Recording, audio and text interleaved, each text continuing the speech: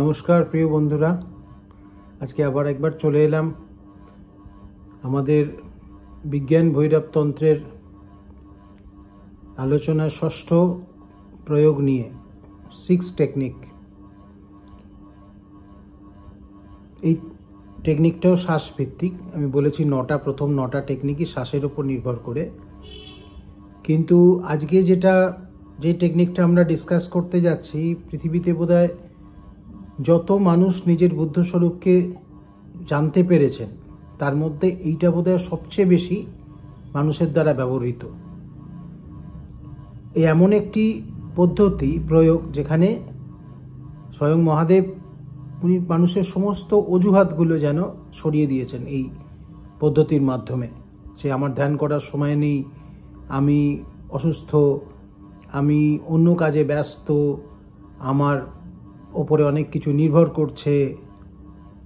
তো এই সমস্ত আমাদের এক এক করে যে বিভিন্ন অজুহাতে মানুষ যে নিজের রিয়েল স্বরূপকে ভুলে থাকে, তো সেইটাকে উনি যেন সরিয়ে দিয়েছেন। তো এছাড়াও একটা গল্প কথিত আছে যে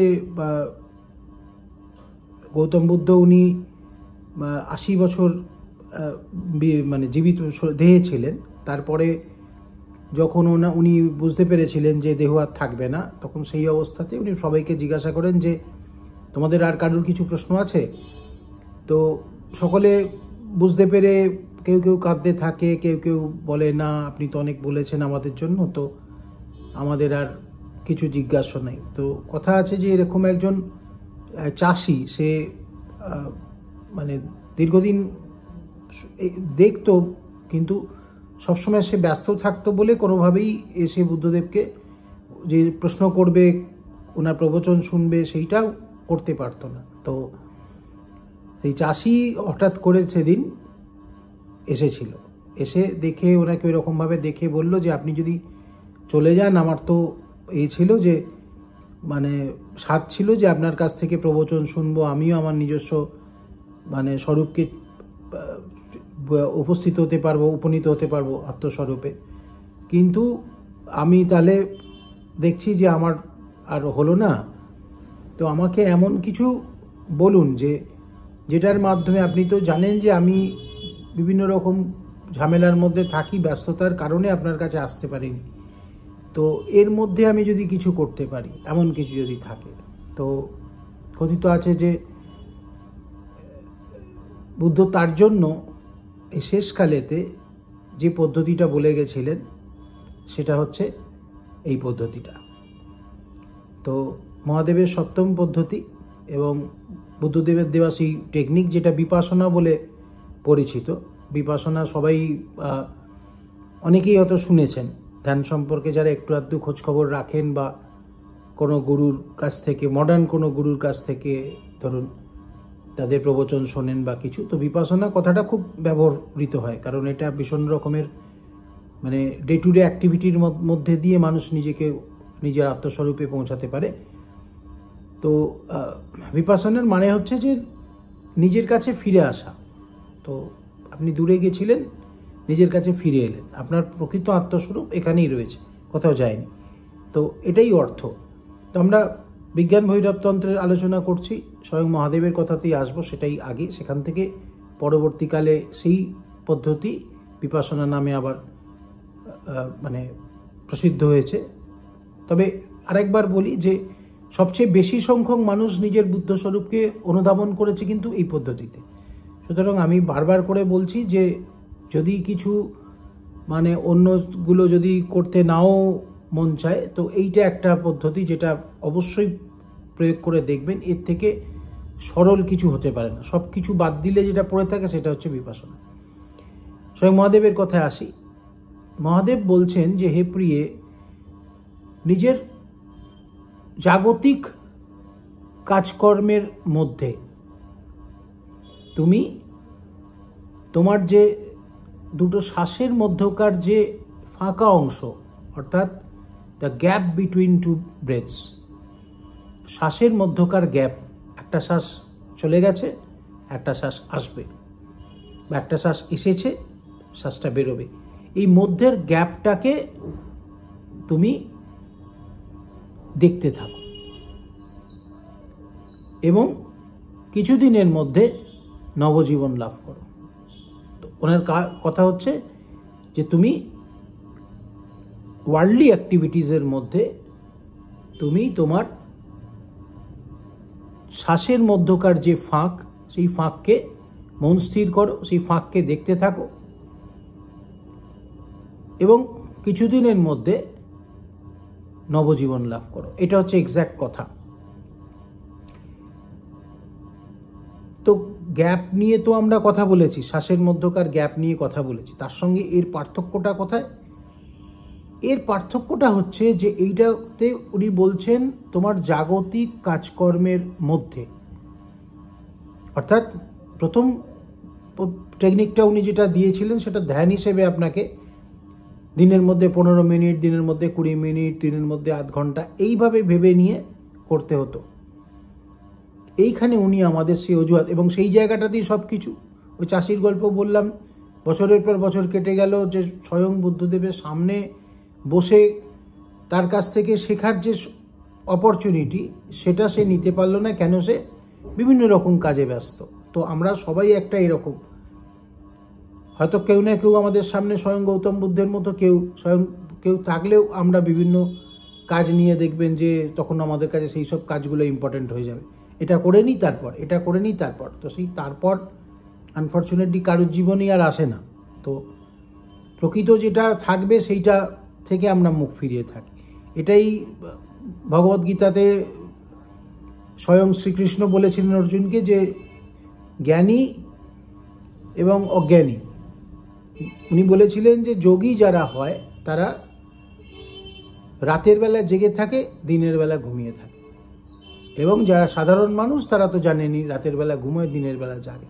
তো সেটা দেখা দেখি আমাদের মানে অনেকেই শোনা আছে যে নিজেদের যোগী প্রতিপন্ন করার জন্য রাত্রির বেলা জোর করে জেগে থাকতেন আর কি। তো এটা প্রকৃত উদ্দেশ্য নয়। কথাটার তাৎপর্য হচ্ছে যে যে সমস্ত জিনিস, যে সমস্ত ঘটনা, যে সমস্ত যেমন ধরুন প্রশংসা, নিন্দা, ভালো খারাপ, দুঃখ, আনন্দ, এই সমস্ত জিনিসের প্রতি যোগীরা চোখ বন্ধ করে থাকে এবং সাধারণ মানুষ সেগুলোকেই একমাত্র সত্য বলে আঁকড়ে নিতে চায়।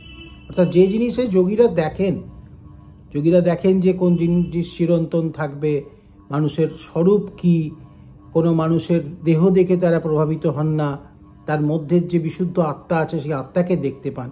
অর্থাৎ তারা যেগুলো দেখেন, তাদের কাছে যেটা দিন, সেটা সাধারণ মানুষের কাছে রাত্রি। কারণ সাধারণ মানুষ সেগুলো কিছুই দেখতে পায় না। সাধারণ মানুষ তো শুধু তার নিজের উদ্দেশ্য আছে, সেইটা যে চরিতার্থ করতে সাহায্য করবে সে ভালো, আর বাকি অন্যরা সবাই খারাপ। এই হচ্ছে সাধারণ মানুষের গল্প। তো সুতরাং এই ডাইমেনশনটা আবার যোগীরা চোখ বন্ধ করে থাকেন, তাদের কাছে সেটা রাত্রি। তো এটাই হয়তো মানে শ্রীকৃষ্ণ হয়তো বলেছেন। তো যাই হোক, এখানে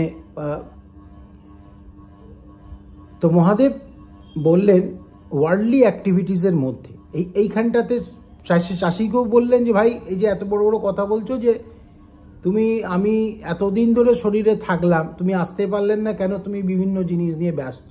তো ব্যস্ততার মধ্যেও তো আর শ্বাসটা নিতে বন্ধ করছো না। তো শ্বাস নিতে নিতে তুমি শ্বাসের মাঝখানের গ্যাপটা দেখো, মাঝখানের যে ফাঁকটা সেটা দেখো, এবং তার মধ্যেই তুমি দেখবে নবজীবন লাভ করবে। সেই পুরনো যে লোকটা ছিল, সেই লোকটার জায়গায় একটা অপরিসীম সুন্দর একটা নতুন জন্ম তুমি লাভ করবে। পরমাত্মার শক্তির সঙ্গে তুমি যুক্ত হবে, পরমাত্মার স্রোতেতে তুমি নিজেকে খুঁজে পাবে। তাহলে এখানে উনি কি করলেন? আমাদের মতো লোকদেরও উনি বিপদে ফেলে দিলেন যে আমি দিনের বেলা অফিসে বেরোই, অনেকক্ষণ অফিসে কাজ করি, হাড় ভাঙা পরিশ্রম করি, বাড়িতে ফিরে কাজ থাকে, বাজার করা থাকে, আমার সময় থাকে না, আমি তারপরে কেউ বিছানায় শুয়ে আছে, তারপরে জাতি ধর্ম নির্বিশেষে, কে হিন্দু, কে মুসলিম, কে শিখ, কে খ্রিস্টান, কিচ্ছু যায় আসে না, শাস্ত্র নিচ্ছেন, যাচ্ছেন, দৈনন্দিন কাজকর্ম সবাই করছেন। তো কাজকর্ম করতে করতে শ্বাসের দিকে লক্ষ্য রাখুন, কিন্তু শ্বাসের দিকে লক্ষ্য রাখুন নয়। এখানটাতে একটুখানি ডিফারেন্স রইল বুদ্ধর বুদ্ধদেবের বক্তব্য এবং শিবের টেকনিকের মধ্যে বুদ্ধদেব বলছেন যে আপনি শ্বাসটাকে খেয়াল রাখুন। উনি ভেঙে বলতেন না। উনি কেন ভেঙে বলতেন না? কারণ মানুষ কি করতো তাহলে ওই মানে চেষ্টা করবে যে ওই ফিলিংসটাকে নিয়ে আসবার জন্য। সেই জন্য উনি বলতেন তুমি শ্বাসটা দেখো, দেখতে দেখতে ঠিক জায়গায় পৌঁছে যাবে। আর শিব যেহেতু পার্বতীর সঙ্গে কথা বলছেন, একটা অ্যাডভান্স সোলের সঙ্গে কথা বলছেন, সেই কারণে উনি সেইভাবে বলছেন। উনি বলছেন কি যে গ্যাপটার দিকে নজর রাখবে। আপনি নিজেকে খেয়াল করবেন, যে কোনো কাজ করছেন এখনই নিজেকে একবার হঠাৎ করে নিজেকে দেখুন। হঠাৎ করে যদি নিজেকে দেখেন, দেখবেন আপনার শ্বাস পড়ছে না। হঠাৎ করে দেখলেন আপনার শ্বাস বন্ধ হয়ে গেছে। তো শ্বাস যখন বন্ধ হয়ে থাকছে, তার মানে সেটা শ্বাসের মধ্যে গ্যাপ।